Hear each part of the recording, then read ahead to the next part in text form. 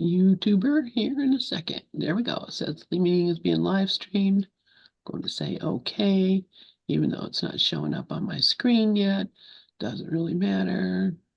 But when it does, I'm going to have to mute it because it just starts talking. Oh, it's muted already. Yay. Smarter than I thought I was. Yay. All right. So, meanwhile, back at the ranch, Meanwhile, back at the ranch, we're after reading Absence from Felicity, the story of Helen Schuckman and her scribing of A Course in Miracles by Kenneth Wapnick, PhD, and we're on page 307 in the print edition I have in front of me. And it looks like we're at just about 60% of the digital edition you're looking at.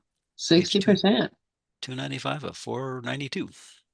Yeah, we might be out of this by what, 2026? Oh, I maybe before that. No, yeah, I'm just kidding. That's a joke. It's a joke to think that time could come circumvent eternity. Yeah. Don't forget it. All right. So let's see. Do you want to read? Um, Sure. yeah, you probably know Yeah, I better. have some, like I said, page 307, about quarter down the page. And I'll just pick up where we left off. Regarding the dictation of the course itself, the writing down was easy, as we have seen. Helen and Bill truly joined with Jesus in scribing this, quote, better way, unquote. With all other writing, quote, assignments, unquote, however, Helen and Bill's experience was quite different. The great difficulty they experienced in collaborating on professional manuscripts reflected their difficulties with each other. One of my first experiences with this difficulty came during the summer I spent with Helen and Bill in 1973, and I shall relate this in chapter 11. On June 13th and 14th, 1966, Helen wrote down on loose sheets 2 short messages that were never transcribed. These, incidentally, came while Helen was taking down the notes that would later come either at the end of chapter 8 in the text or the beginning of chapter 9. The dating was imprecise here. The first message deals with Bill and his tendency, as we've already seen, to exclude himself from the sonship, specifically denoted here by its total invulnerability. Jesus' reference to the first principle of miracles underscores again its importance in the Course's thought system. And now the quoted portion. Bill does not know his wholeness. He believes that there is a central core of himself which is invulnerable, but he does not include all of himself in it. His is a peculiar self-concept now, because he is still shifting his belief about himself, but has not yet done so completely. As a result, he believes in degrees of invulnerability, a concept which does not really mean anything. Invulnerability is the opposite of vulnerability and is total. He once thought he was totally vulnerable. He now thinks he is partly invulnerable and partly vulnerable. This has limited his anxiety greatly, but has not yet gotten rid of it. This is ultimately because of his persistent belief that there is an order of difficulty in miracles. He finds this easier to say than to believe, but when he believes there is no order of difficulty in following everything I teach, he will include all of himself in my teaching. Well, doesn't that sound like, in one form or another, what we're all doing? Yeah. And everyone's dilemma is, we still, even though, we have become familiar with the course over however many years or decades, and begun to practice it, as well as understand the theory upon which to build the practice, but there's still pretty large areas of reservations, I would suspect, in most people studying the course and practicing it. And to that same degree, we feel vulnerable, that we feel that we're subject to, merciless attack, and Yeah.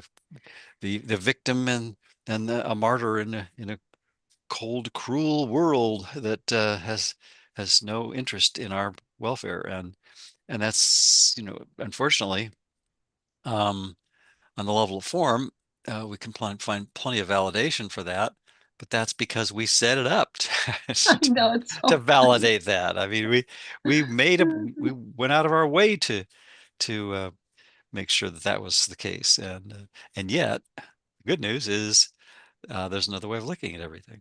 Exactly. It's so funny. And honestly, this comes exactly when I've just actually come to this conclusion. I don't know how dumb for all these years, I have just stopped arguing with Jesus.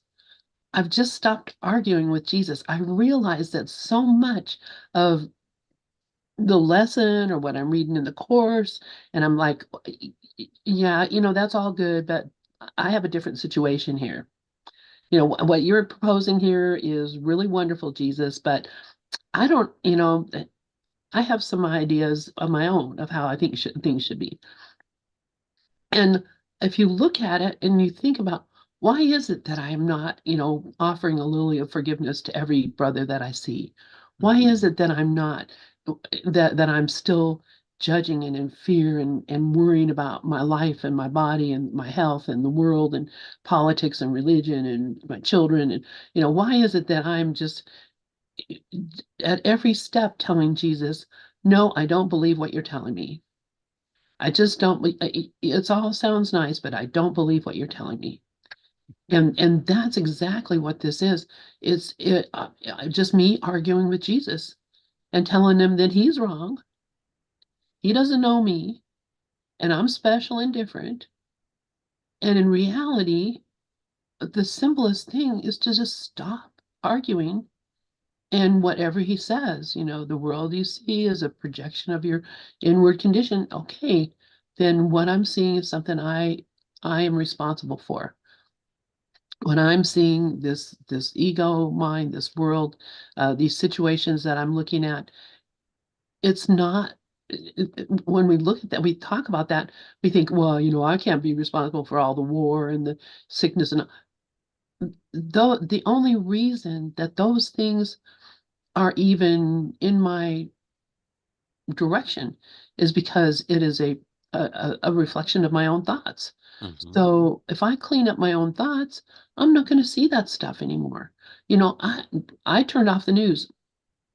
I realized I was daily inundating myself with all the fearful judgment thoughts. I mean, just minute by minute, making myself more and more frantic, looking at this illusion and thinking that it's really happening. And once I realized, you watch the news and then 2 hours later they're repeating, or the next hour they're repeating, and the next hour they're repeating, Mhm. and it's just a constant repetition of reinforcement of the story of the illusion. You can say that again. Let me see if I can figure out another way to say it. No, but really honestly, when I came to that conclusion the other night when I was meditating and I was, just kind of asking myself about these, why am I thinking this or doing? I realize it's because I just want to argue with Jesus and I want to be right.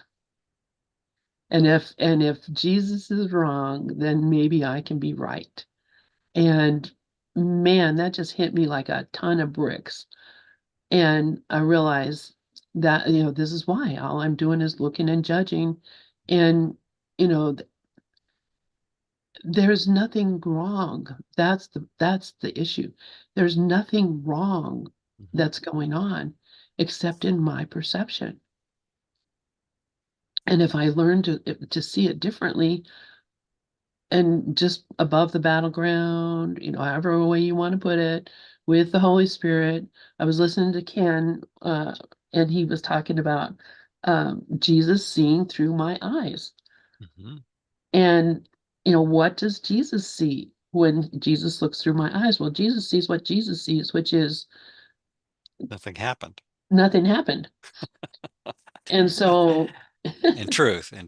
in truth, yeah. On the But level of form, all yeah, kinds of stuff's happening all the time, right? yeah, yeah, Yeah. but it's really nothing. Hmm. It's like, you drive by the Cineplex and you see, there's, 15 theaters and they're all showing, some different movie and they're all playing at the same time. Do I stop and say, oh no, there's a war in this one? No, I recognize it's all just a story. Yeah, Um, yeah. And recognizing that it's a story um, doesn't preclude us taking appropriate action on the level of form that is based on true empathy, not the empathy of, our existence is uh, you know real and we're facing doom, and that kind of depressing anger, anger invoking and uh, all those emotions that come up when we identify with the little s self that we made up, we call ego. If I can just look at all that stuff and see that it hasn't made me happy, I think again, the course is just such an exercise in contrast, is looking at what we call Jesus as a symbol in my mind of the sanity that can look at things that change and not be disturbed by them, and still do whatever's appropriate on a level of form to remedy whatever things we think are going on, but without becoming personally invested in the outcome of those things. right. And it's actually, the funny thing about it, Bruce, is when you get into that space, you recognize that it's all happening by itself. Hmm. And, me stopping to, help a person up that fell down on the floor, that already happened. I'm not choosing that right now. Yeah. I'm just choosing, how I feel about it. I'm Hmm. choosing what I think about it. But it's already happened. And this is what I think is the crazy thing. I have to let go of the doership of it. There's someone at my front door. I think it's my partner. Anyway, I have to let go of the doership of it and Hmm. believing that I'm the doer. Because if I'm just the beer, then we'll all have a beer. No, if I'm just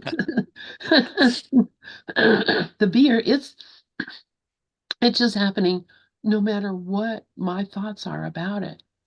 So Hmm. the only thing that I can really change about it is my thought. This happened long ago. We're watching the movie in the Cineplex. And we're not there. We're not there. We're only here. So anyway, enough of that. But this whole idea of going back to our reading about the being vulnerable or invulnerable, um, I think all of us at some level have that belief in our own invulnerability.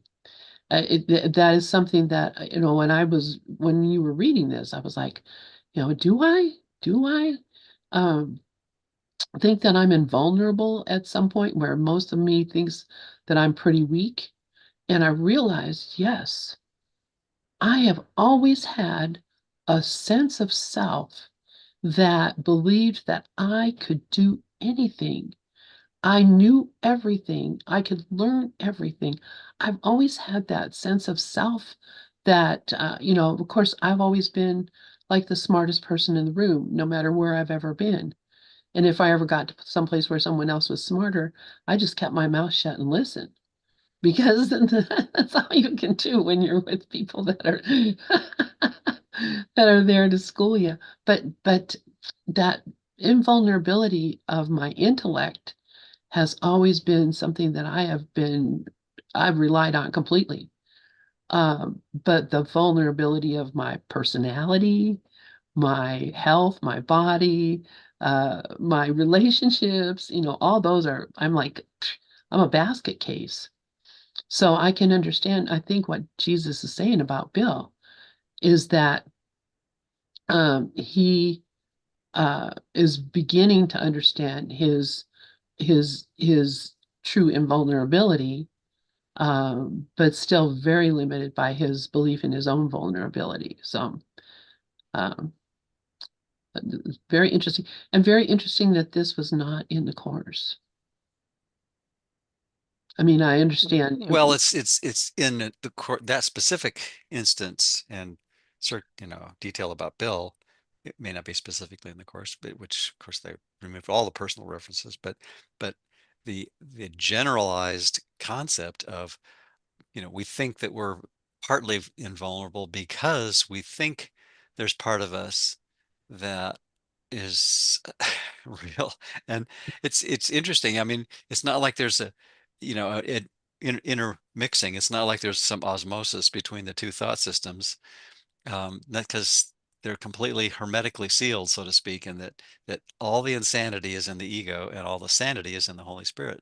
So all the vulnerability is in the ego, and all the true and invulnerability is in our right mind, aka Holy Spirit. Yeah, and I'm just looking up that, yeah, that there's 27 places where vulnerable. I know I've read it several times about vulnerable and invulnerable. Um, uh, so the concept of it is in here. I just think this is just so Yeah, there it is. if you could just, yeah, take out the he and Bill, and Mm-hmm. Mm-hmm. maybe that part of it did make it in. So anyway, Yeah, yeah. um, yeah, this is, yeah, really, I'm loving this, Bruce. This is just Well, so it's good. yeah, there's because well, as we've been pointing out for a year and several months now, it's like the first pass through, it's like, well, you tend to read it as a biography, and then you realize, wait a minute, it's my biography, my mind's biography more particularly, and in fact, it's very specifically looking at my resistance as an ego to the Holy Spirit's correction.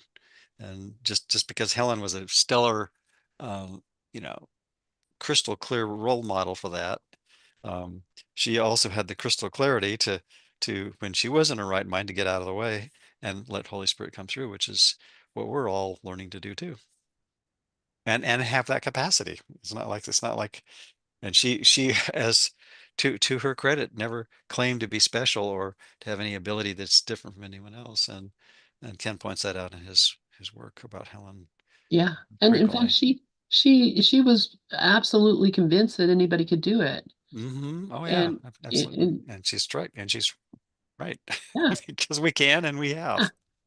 But when we get ourselves out of the way, our little less selves, that it, However, it, it it comes through. So, so yeah, all right. You want to read on?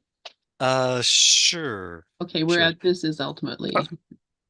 I think, did I read that? Well, I'll read it again. Okay. This is ultimately because his persistent belief that there is an order of difficulty in miracles. He finds this easier to say than to believe. But when he believes there is no order of difficulty in following everything I teach, he will include all of himself in my teaching. And then Ken's comment uh, is here. The next message is brief and focuses on Helen, spoken of here in the third person. Helen had evidently been upset, which upset Bill, a frequent occurrence, as will be discussed in the next section. The solution, Jesus instructs Helen and Bill, is to focus only on what can be done about the situation in the present and to let go of attempts to analyze the past. Can you think of anyone else that might pertain to? That's Only, hilarious. only about 8 billion of us, right? And Jesus again exposes Helen's use of projection, her main line of defense, whereby an internal split is seen to exist outside of her mind, characteristically seen between her and Bill. And now, here's quoting again. There is something very wrong with Helen, to which Bill is reacting badly because it bothers him too. The something is really nothing, and I would not dwell on what it is as much as how to get over it. And I've just finished listening to a lengthy program of Ken's called the Nothingness of Something, which is a wonderful audio program. If you haven't heard, I've heard it before, and I just re-listened to it the other day over several days, and it's quite good. Okay, there has been a sharp rise in competition, which is really only an attempt to project one side of the internal conflict on practically any external situation. She, in brackets Helen, sees. This is regressive because it is a return to an earlier form of solving the problem. And Ken comments, still later in the dictation, Jesus responded to Helen's complaints about the Course not helping her. An abridged version of this is found near the end of chapter 11 in the text in, quote, the problem and the answer, unquote. The original read, you complain that this course is not sufficiently specific for you to understand it and use it. Yet it has been very specific, and you have not done what it specifically advocates. This is not a course in the play of ideas, but in their practical application. Nothing could be more specific than to be told very clearly that if you ask, you will receive. So, and what we receive, I have to always try to remind myself is not, as Helen's training wheel exercise of finding where to, learning where to find uh, in her higher shopping service, green pantyhose or Bergana coat or particular clothing or accessories or whatever for her wardrobe.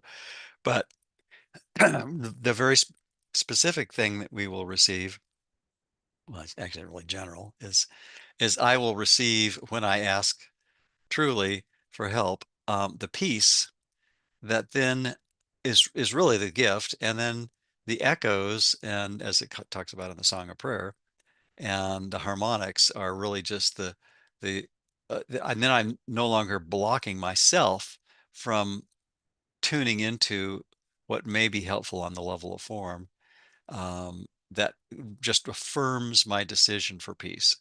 And then those details really are completely irrelevant in truth, because they're basically just things that reflect my no longer wanting to sabotage my peace. And that's really the only true help that they provide, as far as I can tell. Yeah, yeah.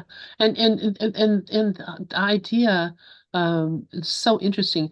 That same exact nothing has happened and nothing is happening goes with that higher shopping service or whatever, because Kellen already bought that coat at the very beginning when we had a tiny mad idea. There was a need for a coat, and a coat was bought, and that was what was in the story. And Jesus didn't have to guide her to go and look for it at this place.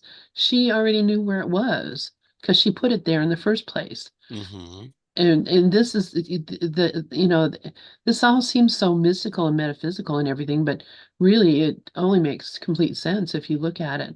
Um, so, specific, things that we ask for that we don't get, we set that up Mm-hmm. beforehand so that we could be here and have something to have a grievance about and keep the Yep. story going. It's just Yeah. a part of that story. And that's what, when you move out of that story and see, this is what's really happening is I'm watching a movie about Helen buying a coat. And, I mean, seriously, that's it. Um, and it's no more real than any other part. But I'm sorry, while you were reading, my partner Sandy came in. I had to mute my mic because she was all very excited. She said, "Oh, Jesus saved me this morning." I'm like, "Jesus saved you? What do you mean?" She said, "Yeah, my car wouldn't start, and I called maintenance, and Jesus came and started my car for me." Well, I had a waiter named Jesus with a bunch of friends recently too. So Yeah, he, he's everywhere he shows up where he's needed. where he's needed. Oh my gosh. Oh my gosh. Anyways, yeah. I looked back real quick because I was hearing the Jesus story there for a minute. Um, yeah. What I was going to say when he started this first part here, uh, Helen is writing this down that Jesus is telling her, right? She's saying there is something very wrong with Helen. Mm-hmm. To which Bill is reacting badly because it bothers him too. He's Well, not doesn't that saying, typify so many relationships when you think about it? I mean, yeah, probably, I mean, if we're honest with ourselves, we've all done that, and probably still continue to do that at least occasionally. And if we can just notice, like, well, I'm investing in illusion again. Here I am. Yeah. Whether it's a family domestic under the same roof situation, or within the same nation situation, thinking about outcomes of elections, or uh, Yeah.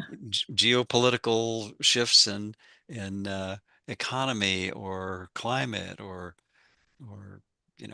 our personal biologies, and health situations.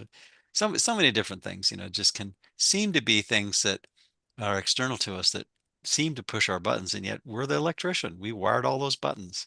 Yeah. Yeah. And if we wired them up wrong, hey, but what I was, yeah, and that's it exactly. And it's just so funny to me. This would be like you, Bruce. You're sitting down to write something, and what you write down is there's something very wrong with Bruce. He's really acting out over his messed up wiring. It's weird to me that Jesus doesn't say there's something very wrong with you, Helen. You.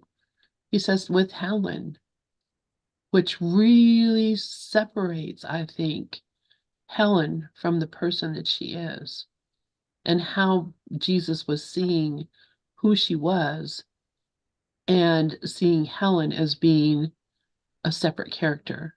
Does that make sense? Uh-huh. That he would say that to her?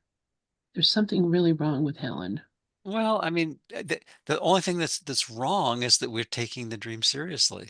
Yeah, And it's not wrong in the sense of, evil, sinful, or wicked, like Ken says. It's just silly.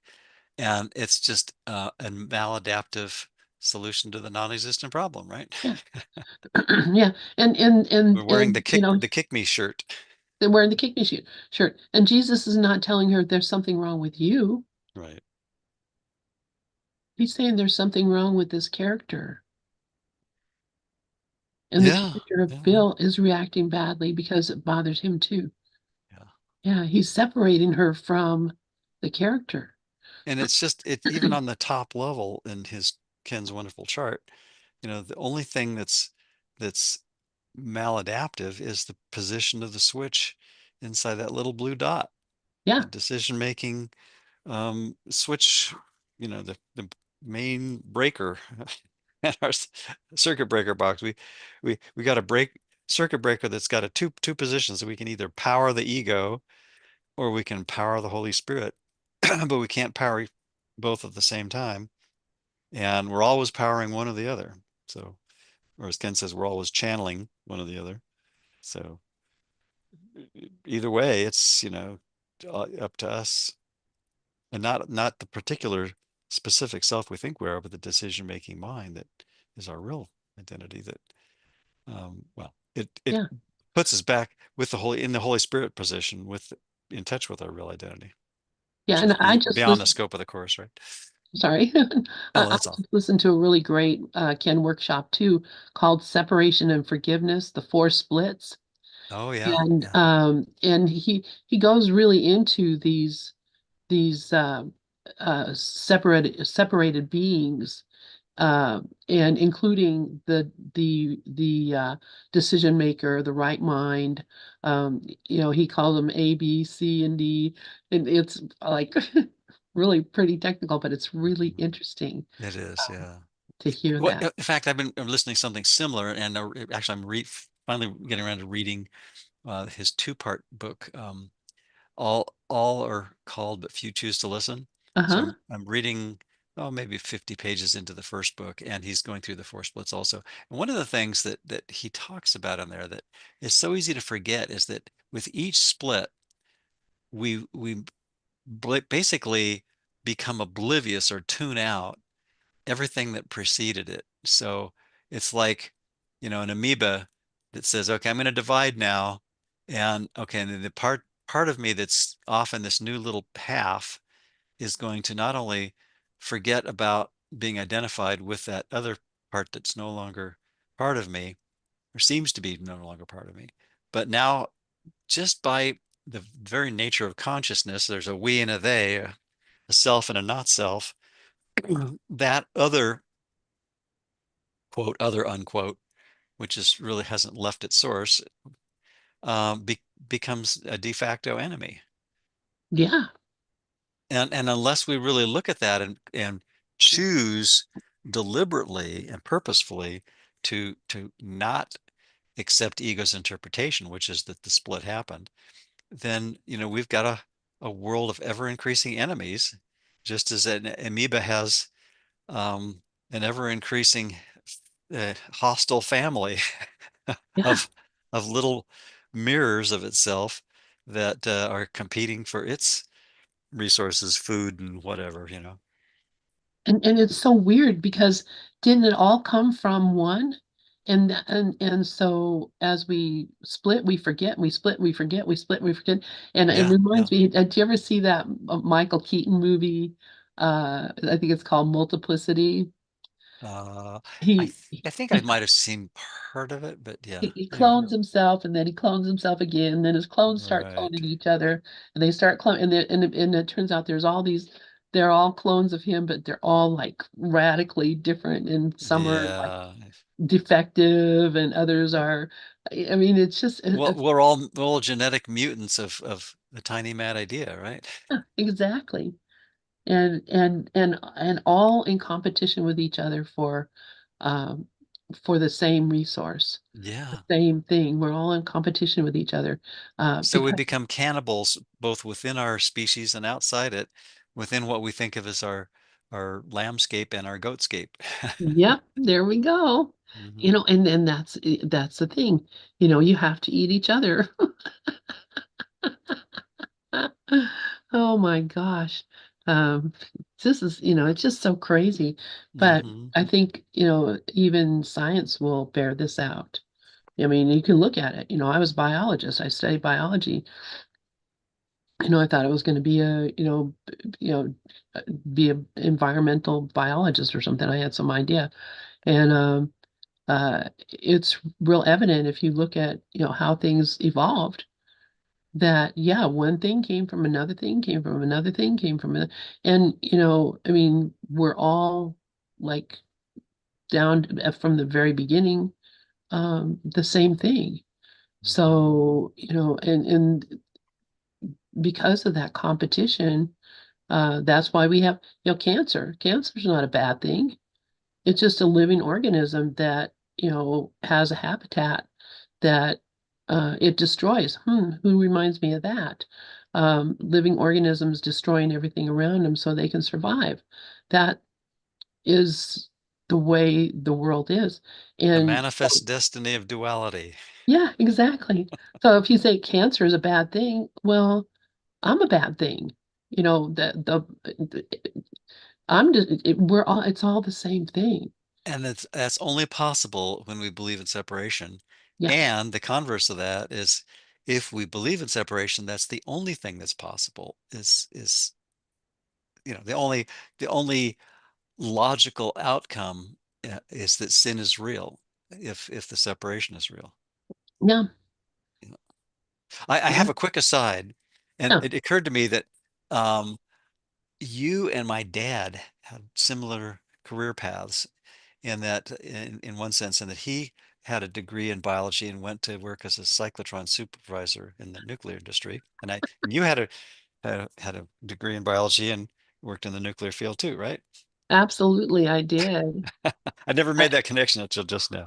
well, I've thought about it. I didn't know your dad was a biologist, but I did absolutely, I knew that your dad worked in the nuclear industry.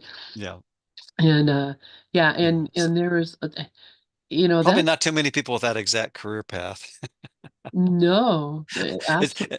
it's sort of like when my brother and I um, were watching the Martian movie with I think it was Matt Damon. Anyway, and the author, I think his name was Ridley Scott. Anyway, he grew up in Livermore and started out in the technical arena, and then ended up being an author. And I thought, hey, my my brother and I realized, hey, we're all in the same campus Yep.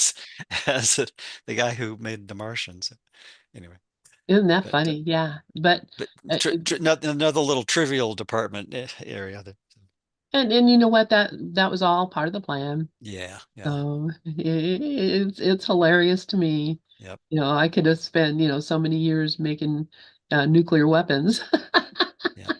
So speaking of writing books, I a little shameless self-promotion. I put on my Facebook pages this morning links to my first book, which is called Sacred Geometry Design Source Book. And if anybody would like a book with 1,300 different images of cool geometric patterns, you can get it for 30% off through Monday. Just go to I my love it. Facebook page. Yeah. It's a great Christmas Along gift. with along with a bunch of calendars, including 3 having to do with A Course in Miracles on the ACIM blog Facebook page. So I just added a couple this year. One is the Recovering Bliss Ninny calendars, some pretty tough quotes, but I added one that's kind of inspiring quotes and another one of humorous quotes from the course. So anyway, so if Very anybody needs cool. a calendar, they're there on the ACIM blog Facebook page. All So. right. Do you have any thought about what's the estimated shipping date on those calendars? Will they Oh, I be? think I think if people order them the next 2 or 3 days, they should have them by Christmas. They're pretty good about that. Oh, Yeah. that's cool. Because yeah, I got one of your calendars for my daughter last year Oh, cool. for Well, thank you. Christmas, and Thank you. she's really enjoyed it with the Oh, the fun. photographs of Mexico. So Oh, neat, neat, neat. Yeah, San Miguel de I, Allende. Yeah, cool. I love it. Yeah. Yeah, So so I republished all those and then added a few more this year. very good. You Cool. just So meanwhile, well, back at the yeah, ranch. didn't want to Speaking of, extend there that is no too far. time. Let's Exactly. all build calendars Yeah, really. to Yeah, keep track of what enjoy doesn't the dream exist. of time while we seem to Exactly. be in it. Right? Yeah. Yeah, exactly. Why not? No, we're not here to suffer. Nope. Nope. That is not the plan. In fact, what Nope. is God's will for me? Perfect. What? Perfect happiness. Yay! Yay. I'll take it. Which, of course, is so easy to think that that means that it's a Hallmark movie, Disneyland, uh, Leave It to Beaver, utopian ego dream stuff. And it's not that at all. It's just basically, I can afford to uh, enjoy everything that seems to happen, including things that a lot of people would say are bizarre, crazy, and upsetting, because I've chosen the teacher that doesn't understand the idea of upset because its setup is not in the world. That's right. That's Yeah. right. And believing that something has gone wrong is the problem. Yeah. When I realized nothing happened, Mhm. there's no, why am I worrying then? What? Me worry? Oh no. And just on our little amoeba theme of subdividing, one of Murphy's sublaws is, which is the opposite of the Holy Spirit's curriculum, would have to be one of the sublaws is inside every little problem is a much bigger problem struggling to get out. I love it. Oh my But gosh. that's how egos work. It's like, well, I got to make sure I have enough grievances so that I can maintain my victimhood. And as Ken points out, the ego's two-pillar platform is I exist as a separate self, implied, but it's not my fault. But it's not my fault. Yeah. That's right. And boy, if you believe that, then you will never ever there'll be nothing in this world that can make you happy because there's nothing in this world that fits the program. Yep. Yep. Yep. It's always going to disappoint you. And again, a lot of people going back to the idea of the election, so many people were so upset about what happened. And, my only question was, well, how would you have felt if you got your way? Would it really make a difference? Because I'm guaranteeing you within a day would find something else to complain about. A minute within, I got my way now, but oh, it's going to be bad because of this or that. You'll never be happy because your way is no way. You can't tell that to people that don't study A Course in Miracles, but I'm talking people who study A Course in Miracles, who have dropped each other friendship whatever because of their political belief, and I'm like, well, what world are you defending here? Or what world are you attacking here? That's where I came to the understanding of I'm arguing with Jesus. If I think that there's a difference and that one thing is going to be better than another, I'm telling Jesus, no, Jesus, you're wrong.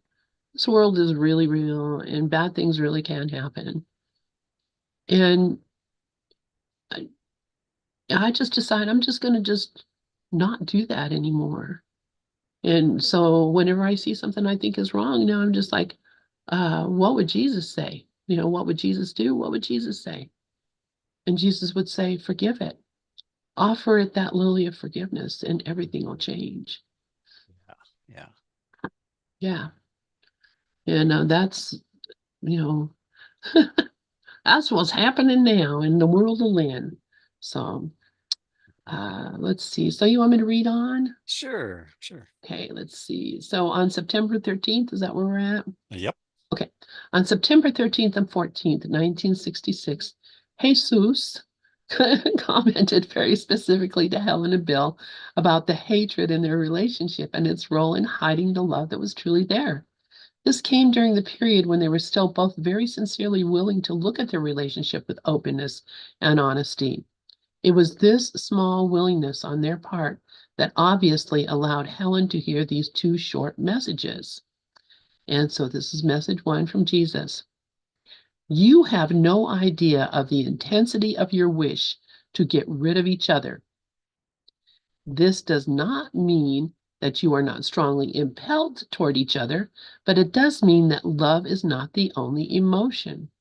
Because your love has become more an awareness, the conflict can no longer be, quote, settled, unquote, by your previous attempts to minimize the fear.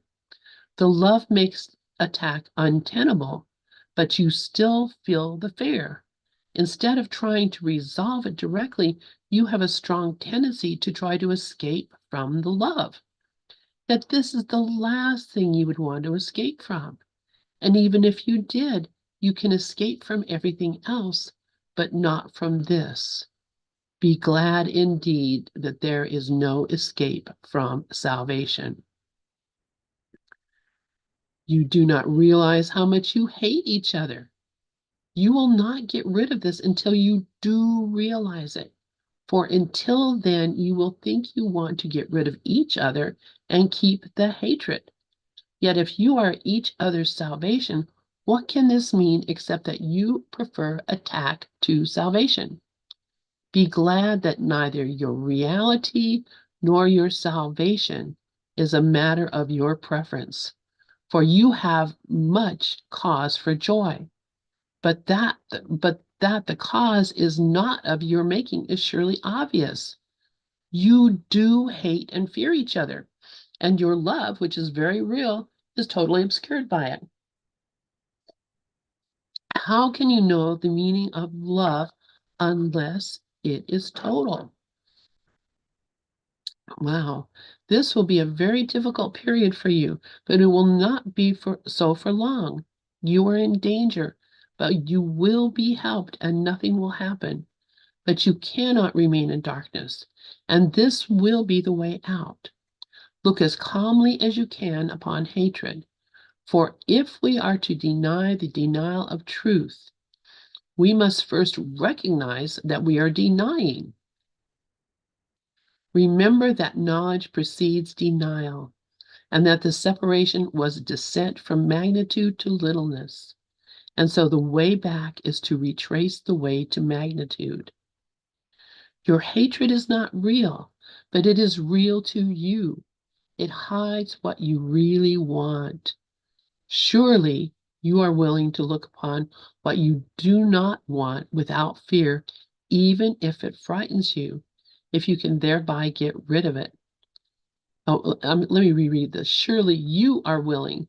Did I say are you? Surely you are willing to look upon what you do not want without fear, even if it frightens you, if you can thereby get rid of it.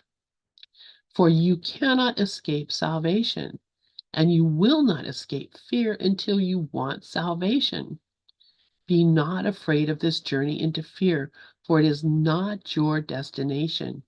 and we will walk through it in safety, for peace is not far, and you will be led in its light.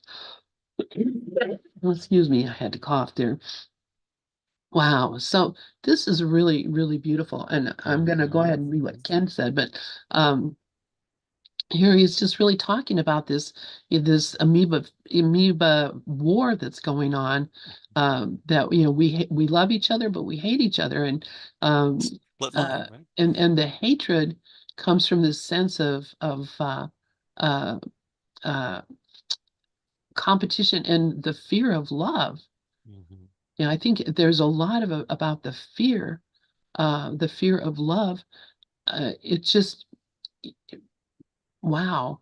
Uh, Yeah, and the fear of love and the fear of salvation are equated. So basically, it's saying that, if we really, it, and of course, atonement and forgiveness are all synonyms too. So if we practice the Course's atonement practice of forgiveness, aka salvation, which is looking at the ego's insanity without condemnation, um, eventually the obstacles to peace will be overcome, because we will recognize that they were purely fabrications in our mind that had no basis in reality, and once they dissolve or just are dismantled, however you want to look at it, the light that they intended to hide will be shining through, as it always has. yeah, and he's really emphasizing that you have to look at it. Oh, You can't absolutely. just let it. You Yeah, you really have to look at it. yeah, right. And even in the places where I think Jesus sort of, I'm not sure if giving it just slack is really the right term, but where here it says, "Take this from me and look at it for me." It's really meaning, yeah, we have to be there. It's not like, okay, you take that job and I'll go do something else. No, we have to be there with Holy Spirit, aka Jesus, looking at the fear, because it's really, um, in my acceptance of the Holy Spirit's interpretation of what I'm seeing when I look into my mind, that is going to do the healing. And I need to be fully present with that in order for the healing to occur. Granted, Holy Spirit's interpretation is a must, but I have to be an equal participant in that process, meaning I have to learn to fully identify with the Holy Spirit in my mind for the undoing of the ego to occur. Yeah, yeah. And I have to really look at it, and I have to decide for myself, do I want it? Want to Mhm. keep it? Because that's the problem is that, uh, I think I want to hang on to it, even if it's scaring me. But really, all I have to do is look at it and decide, do I want to keep it? And if I don't want to keep it, I can let it go. I don't even have to ask Jesus to let it go because Jesus is not holding on to it for me. I'm the one who's holding on to it. So, I love this. This is so beautiful. So Ken continues. This message is obviously a very important one. Oh, and also a lot of that stuff really is echoed in the course. If it's not directly in the course, it's echoed. It What I is. It all that I is. Yeah. just read. I Yeah. was like, this is familiar territory. Uh-huh. Oh, yeah. So okay, so this message obviously is a very important one and meant not only for Helen and Bill. It strikes at the very heart of Jesus's message in the Course in Miracles to all of us, that we be willing to look with him at our ego thoughts without guilt and without fear. Only in that way can their darkness be brought to his light, his light, and thus dispelled forever. Since we have made these thoughts of hate real and then denied them, we must first be able to look at what we have hidden before we can realize their fundamental lack of reality and thereby accept the love that alone is real. All as with all serious students of the course, this is extremely difficult for Helen and Bill to do, and their inability truly to bring what the course would later call their quote hidden sins or hidden quotes unquote and secret sins unquote to Jesus resulted not in their not consciously experiencing any real peace or healing with each other. Wow. which, that's really interesting because I'll be interested to get to the place where when Bill, I'm pretty sure it's in this book, when Bill leaves and moves to California, Hmm. because that was pretty emotional situation for the both of them. Um, so I'll be again interested in, because at the time when I first read this, I had no clue about what was going on with Helen and Bill. So I don't remember even thinking about it. Hmm. But Yeah. this whole relationship dynamic is uh, really about these hidden hates and secret sins. And, if they had been able to have this discussion, am in love with you and I lust after you, but I know that you are unattainable to me. And, that's why I'm so frustrated and angry with you. Or, if they could have that conversation and be honest and open about it, Hmm. which don't we all just hide ourselves from the people that we really want to have relationships with? Yeah, well, Because, that's that split mind again. It's yeah, if part of my mind that's truly sane wants to recognize the fact that the separation never happened, and the way that we get to that, restoring that awareness, is through seeing the sameness. And I think Ken very brilliantly points out that, the fundamentals of that is we all have the same ego, the same Holy Spirit, and the same decision maker. And that's what makes every person, and probably non-human entities as well, the same. Is, we all have a right mind, a wrong mind, a little switch that toggles between them at any given moment. yeah, But it can only be in one position of those two positions. Yeah. yeah, and I mean, it's just so um, we fear what we don't know and we don't Hmm. understand. So, we think, we conjecture and we imagine, if I say this to you, then I'll never be able to unsay it. If I reveal myself in this way, then I will be completely outed and I won't be able to take it back. And this is the reason, the primary reason that we're dishonest with each other about things that really mean a lot and really have um, uh, an impact on Or, our or, lives. or perhaps, when we do finally reach a point where uh, the special love gives way to special hate, if we identify with the ego and take personally the things that we're saying and or others are saying to or about us, we forget that there's another place in our mind that can look objectively at that, at the special love, special hate relationship, and see that neither of those are what we really want. But what we really want is the capital L love that's beyond the form, beyond the specifics, and that really is our true unity and our true um,